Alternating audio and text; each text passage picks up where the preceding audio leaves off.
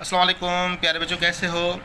आज की बेटा हमारे टॉपिक है प्रिपरेशन ऑफ सोडियम हाइड्रोक्साइड, जिसको हम कॉमनली कॉस्टिक सोडा भी बोलते हैं। ये कॉस्टिक सोडा हम प्रिपेयर करते हैं बाय कैस्टनर कैलिनर प्रोसेस। याद रहे बेटा, प्रोसेस, तमाम प्रोसेस के नेम याद करना फॉर एंट्री टेस्ट बहुत ही इम्पॉर्टेंट है, क्योंकि प्रीवियसली आए हुए हैं। तो इस हवाले से मैं आपसे कहूँगा कि प्रोसेस के नेम आप ज़रूर याद कीजिएगा। कि जैसे सोडियम की हमने प्रिपरेशन की, सोडियम कार्बोनेट की प्रिपरेशन की, और आज हम जो प्रिपरेशन कर रहे हैं जिसका नाम क्या है, कॉस्टिक सोडा। तो ये प्रिपेयर करते हैं बाय कैस्टनर कैलिनर प्रोसेस। याद रहे बेटा, इसमें भी हम सोडियम क्लोराइड का ही इस्तेमाल करते हैं, पर जो सोडियम क्लोराइड हम यूज़ करते हैं वो 25% वेट बाय वेट का इस्तेमाल करते हैं। जैसे वहाँ पर हमने 28% का इस्तेमाल किया था, यहाँ पर हम 25% इस्तेमाल करेंगे।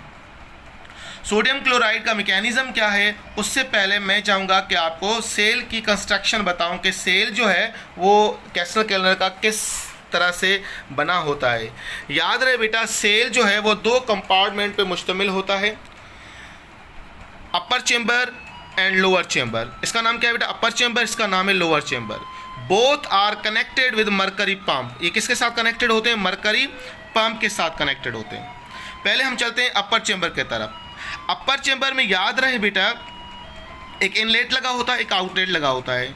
इनलेट में हम याद रहे सोडियम जो है वो क्लोराइड सॉल्यूशन ऐड करते हैं 25%, और आउटलेट से क्या होता है, जो यूज्ड हो चुका होगा बेटा सोडियम क्लोराइड वो आउटलेट से बाहर, यानी कि जो यूज़ हुआ ख़त्म हो चुका होगा वो तो वहीं, बाकी जो लेफ़्ट हुआ होगा वो वहीं से ही निकल जाएगा, यानी कि इस पोर्शन से निकल जाएगा।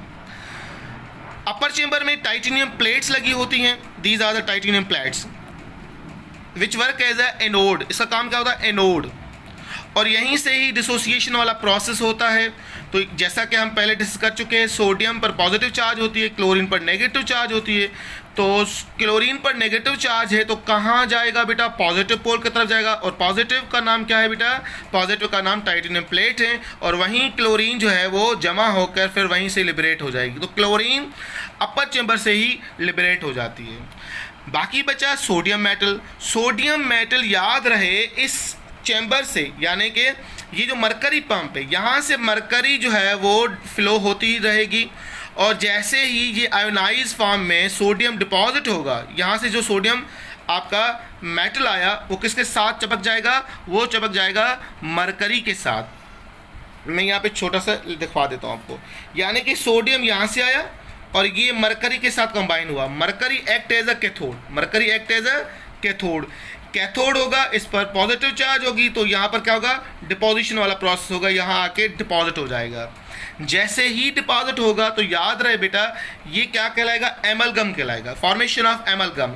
सोडियम जो है वो मरकरी के साथ कॉम्बिनेशन हो तो ये क्या बनाएगा, एमलगम। एमलगम का फार्मूला आ जाए तो एमलगम में ज़रूरी है कि एक मरकरी मेटल का होना और बाकी कोई भी मेटल हो, वो एमलगम कहलाएगा। यहाँ पर सोडियम का एमलगम बनेगा।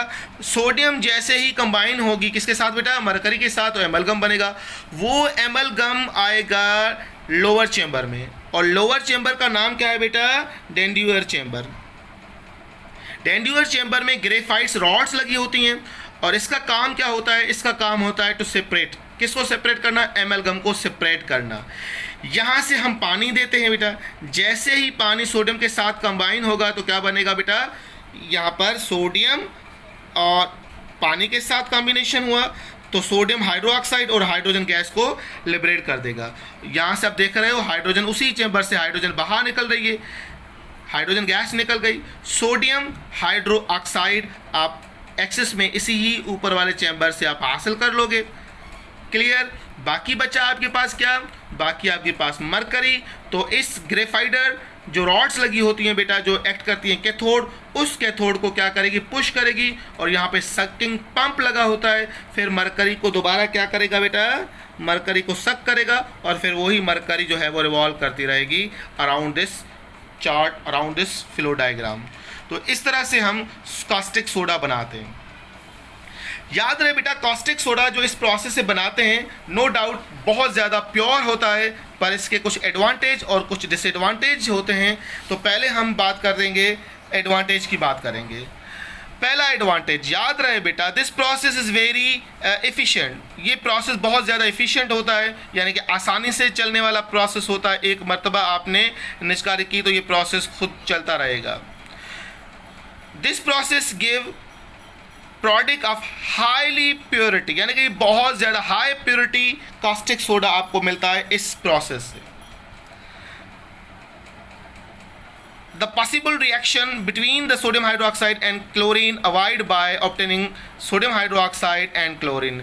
तीसरा इसका बड़ा एडवांटेज ये है कि क्लोरीन जो है अलग चेंबर से निकल जाती है ताकि सोडियम हाइड्रोक्साइड के साथ कॉम्बिनेशन ना हो, क्योंकि ये याद रहे बेटा, क्लोरीन के साथ सोडियम हाइड्रोक्साइड आसानी से कंबाइन होके सोडियम हाइड्रोक्साइड क्लोरीन के साथ आसानी से कंपाउंड बना लेता है, जिसका नाम क्या है बेटा, सोडियम, या मैं दिखा सोडियम हाइड्रोक्साइड और क्लोरीन। याद रहे बेटा, ये क्या बनाएगा प्रोडक्ट, सोडियम ऑक्सीक्लोराइड फॉर्मेशन हो जाती है। तो ये कंपाउंड नहीं बनता है। वजह यह है कि ये अलग अलग चेंबर से सेपरेट हो जाते हैं, दोनों अलग अलग चेंबर से, क्लोरीन ऊपर चेंबर से और ये नीचे चेंबर से जो है सोडियम हाइड्रोक्साइड में मिलता है। तो जो इनकी कॉम्बिनेशन की पॉसिबिलिटी है वो मिनिमम 0 हो जाती है, इसलिए इसकी प्योरिटी बहुत ज़्यादा ही होती है। अलबत्ता इसके 2 डिसएडवांटेज भी हैं। पहला disadvantage, it consume large electricity. ये बहुत ज़्यादा जो है वो इलेक्ट्रिसिटी जो है वो इस्तेमाल करती है। वैसे ही इलेक्ट्रिसिटी का प्रॉब्लम है पाकिस्तान में, है ना, तो इसलिए ये इसका डिसएडवांटेज है। दूसरा, in spite of start control some mercury vapours escape from the factory, यानी कि कितना भी कंट्रोल करो फिर भी उसके बावजूद मरकरी के कुछ फ्यूम्स जो हैं वो बाहर निकलते हैं। याद रहिए बेटा, मशहूर कहानी है 1964 की, यूएसए में जब ये इंडस्ट्री लगाई गई थी तो आए दिन वर्कर्स जो है वो मर रहे थे। आए दिन वर्कर्स के लिए खांसी कफ के अलावा जो है वो हैमरेज भी हो रहा था। तो इसलिए जब स्टडी की गई तो आखिर रीज़न क्या है, तो पता चला कि ये मरकरी के फ्यूम्स थे, हैवी मेटल्स के फ्यूम थे, जिसकी वजह से बहुत सारी सांस में लेने की दुश्वारियाँ हो रही थी वर्कर्स को। इसलिए बेटा इस पर बैन किया गया है। आज हम इस प्रोसेस से ये चीज़ नहीं बनाते हैं, अलबत्ता आज जो हम बनाते हैं वो बाय गिब्स डायफ्राम से बनाते हैं। किससे बनाते हैं बेटा, गिब्स डायग्राम से बनाते हैं, जिन्होंने मरकरी का इस्तेमाल नहीं किया था, अलबत्ता वहाँ पर इन्होंने स्टील टैंक का इस्तेमाल किया है। ये आगे हम डिस्कस भी करेंगे। फ़िलहाल याद रहे ये हमारी जो है एडवांटेजेस और डिसएडवांटेज थे। अगर मैं फिजिकल प्रॉपर्टीज़ की बात करूं तो याद रहे बेटा, सोडियम हाइड्रोक्साइड स्ट्रॉन्ग एल्कली है, यानी कि ये हाईली बेसिक है। जब सोडियम और हाइड्रोक्साइड आयोनाइज हो जाते हैं तो ऑब्वियसली आपको पता है हाइड्रोक्साइड जो है वो क्या है, बेसिक इन नेचर का होता है। उसके अलावा याद रहे बेटा, सेकेंड वन अगर मैं डिस्कस करूं तो इसकी प्रॉपर्टीज़ में से यस, ये ट्रांसक्यूलेंट इन नेचर होता है, यानी कि इसका सॉल्यूशन जो है वो ट्रांसपेरेंट होता है। जैसे ही आप सॉलिड पानी में डिज़ोल्व करोगे तो आपको ऐसा महसूस होगा कि कोई चीज़ डिज़ोल्व ही नहीं हुई है, बहुत ही ट्रांसपेरेंट होता है। इवन सॉलिड क्या होता है बेटा, सॉलिड जो है वो क्या होगा बेटा, ट्रांसक्यूलेंट इन नेचर। ट्रांसक्यूलेंट मीन्स ट्रांसपेरेंट होता है। और उसके अलावा ये वाइट नेचर का होता है। और डेलिकेशन का मतलब क्या होता है बेटा, वाटर को एब्जॉर्ब करता है और ख़ुद सॉल्यूशन में कन्वर्ट हो जाता है। तो इसको क्या बोलते हैं, डेलिकेशन बोलते हैं बेटा। ये डेलिकेशन वाटर को जैसे हाइग्रोस्कोपिक होता है, तो ये हाइग्रोस्कोपिक की तरह एक्ट करता है, वाटर को एब्जॉर्ब करता है और ख़ुद सॉल्यूशन में कन्वर्ट हो जाता है। याद रहे, बहुत सारे स्टूडेंट्स पूछते हैं कि सर इन दोनों फ़र्क क्या है, हाइग्रोस्कोप और डेलिकेशन में फ़र्क क्या है। फ़र्क ये कि बेटा डेलिकेशन वो कंपाउंड्स जो वाटर को एब्जॉर्ब करके सॉल्यूशन में कन्वर्ट हो जाए, और हाइग्रोस्कोप के लिए ज़रूरी नहीं है, वो पानी को एब्जॉर्ब तो करेंगे पर ज़रूरी नहीं है कि वो खुद सॉल्यूशन बनाए। जैसे कि जेल पानी को एब्जॉर्ब तो करती है पर वो खुद सॉल्यूशन नहीं बनाती है। मेल्टिंग पॉइंट क्या है बेटा इसकी, 322 सेल्सियस है बेटा। पानी में हाईली सॉल्युबल है, बहुत ज़्यादा सॉल्युबल है, आसानी से डिसोसिएट हो जाता है और एक्सोथर्मिक प्रोसेस देता है, यानी कि लार्ज अमाउंट ऑफ हीट जो है वो इवॉल्व करता है।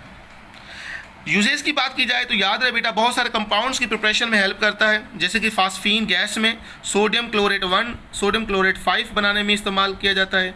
उसके अलावा बेटा सोप प्रिपरेशन में, प्यूरिफिकेशन ऑफ बक्साइड में, पेपर इंडस्ट्रीज़ में और मैन्युफैक्चर ऑफ पेट्रोलियम प्रोडक्ट्स में, टेक्सटाइल इंडस्ट्रीज़ में भी इसका इस्तेमाल किया जाता है। ब्लीचिंग पाउडर बनाने के लिए, डाइज बनाने के लिए, मर्सराइजेशन ऑफ कॉटन के लिए भी, हम रेयॉन के लिए जिसे हम मैन मेड फाइबर कहते हैं उसके लिए भी इसका इस्तेमाल किया जाता है कास्टिक सोडा का।